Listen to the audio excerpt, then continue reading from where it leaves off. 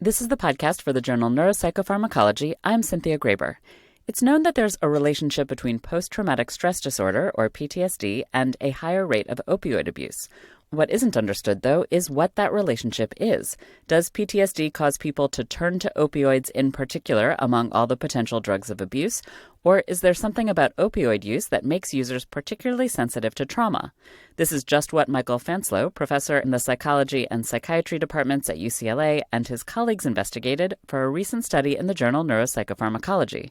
He says opioids aren't the only problem for people with PTSD. For instance, there's known to be a higher abuse of alcohol.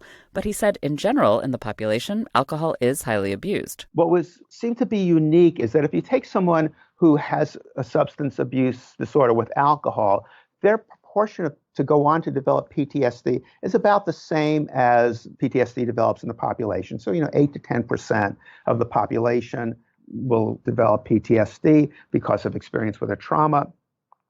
And that rate is the same for alcoholics. But when you look at people who have opioid use disorder, what you find is the rate is much higher. It's more like, in the 20% range. And so it seems to be unique in that way. It's that, somehow there seems to be a tighter relationship. And so we wanted to really focus on this relationship between opioids and PTSD. For this study, you and your colleagues wanted to test whether opioid use led to a particular sensitivity to trauma rather than whether trauma leads to a greater propensity for opioid use. How did you test this? What we did was we gave mice a series of opioid injections, morphine injections, which is the prototypical opioid. They received these twice a day. They started with a low dose and we moved them to a high dose. So it was escalating over their experience. And this just went on for a week. After the week, we stopped the drug. The animals were withdrawn. So withdrawal was over. Then we placed them in a novel cage, a novel chamber. And while they're in there, over the course of 90 minutes, they get 15 electric shocks. They're aversive. They're mildly painful. They are unpredictable. And, if you felt them yourself, you would pull your hand away and say, ouch, that bothers me. So that's the significant stressor that they receive. And what we've shown in prior research is then we take those animals that have received this stressor at any time later and just give them a mild stress. In the course of this experiment, it was just a single shock, so just one shock. And normally when you get something like a mild stressor, like a single shock, the animals will learn a little bit of fear, and we measure the fear with a freezing response. So rats and mice, when they become afraid, basically stop moving, and that's how they protect themselves. That response, this freezing response, is always very graded to the stressor they received. So with one shock, they freeze a little bit, but not that much. But the animals who've had the significant stressor before this 15 shocks over 90 minutes, those animals show a massively enhanced response to the single shock, the mild stressor. And then what we found with the animals who had the opioid experiences, those animals actually froze even more to the mild stressor than the other animals who had been stressed but never received the opioids. And how big a difference was this? Was it subtle or was it really dramatic? This was a pretty marked increase. So our mild stressor was so mild that the mice reacted just a little bit to it if they hadn't had opioids before, but the animals who had opioids went close to their maximal rate of freezing. So a very, very significant fear response occurred because of that. So you were able to either reduce or enhance the experience of withdrawal in order to determine that it wasn't the withdrawal that caused the strong response to a stressor. It did seem to be the opioids themselves. And now the mouse brains, you looked at their amygdala. Why? What do scientists understand about this as a marker? So the amygdala is really known to be very important for anxiety processes. It's overactive in people who have PTSD. And we have found in our animal model that the stress causes an increase in a particular receptor that are on the neurons, the nerve cells in the amygdala. And these receptors are sensitive to the input from other neurons. It's the other neurons that are sending information into the amygdala release a particular neurotransmitter, glutamate. Glutamate excites the neurons that it acts upon.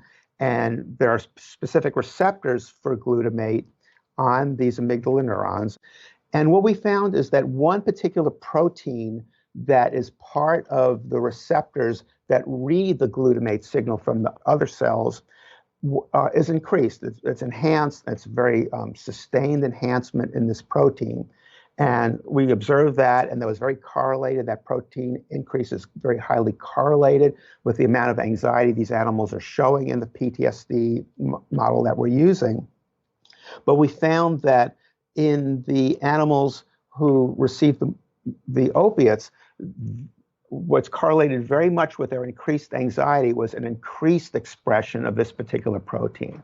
And so interestingly, morphine by itself didn't increase that protein, but when morphine was combined with the stress, we saw an even greater increase in this protein. Interesting. Do you understand what the mechanism is? Well, we don't, and that's certainly something we're really interested in finding out. So we're interested to find out why this protein is increasing, and in particular, why it's staying increased for so long. And our reason for that is that if we find the reasons behind this increase in the protein, and that protein is causally related to the behavior, then if we can reverse or mitigate that increase in protein, we would have an avenue of treatment. Did anything in particular about the results of this study surprise you? I think the results in general totally surprised me because I really thought this comorbidity was really in the opposite direction, that developing PTSD led to the drug abuse. And I'm not saying that that's not true. That certainly is true.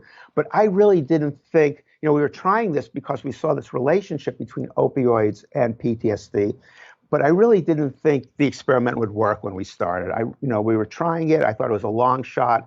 But I was really surprised by how powerfully this 1 week of experience with opioids really led to quite a long increase in susceptibility to the effects of stress. How closely does the timing in a mouse model mimic what might be happening in humans? I think it's fair to assume that those time courses would be similar.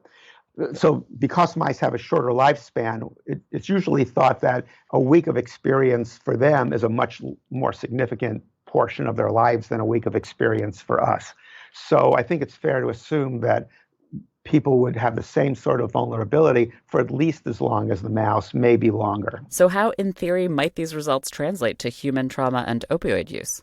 So we know that opioids are prescribed pretty commonly in situations where people undergo trauma that are receiving stress. So, for example, in the military, that's a situation where you're often subject to very potent stressors.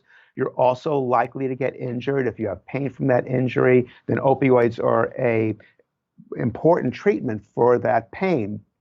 But the question then becomes, if you've been treated with opioids and you're in the military, how soon should you go back into service? When should you see combat after that? And our results say you should at least wait some period of time after opioid experience before a person is put into a situation where they're likely to receive a stress. These results are really intriguing. What other research do you think now needs to be done to tease out this relationship? I think two things. One is when you change the drug regimen, let's say you are given the drug for a more prolonged period of time, does this lengthen the period of vulnerability? That's an absolutely critical question. And then the other really important part of the research, but a particularly hard part of the research, is to find exactly what's happening in these nerve cells when that the opioid experience is leading to this longer term change in how they react to stress. What's causing that?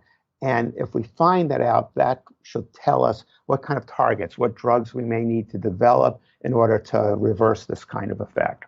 This is the podcast for the journal Neuropsychopharmacology. To read the article discussed in the podcast, go to www.nature.com/NPP.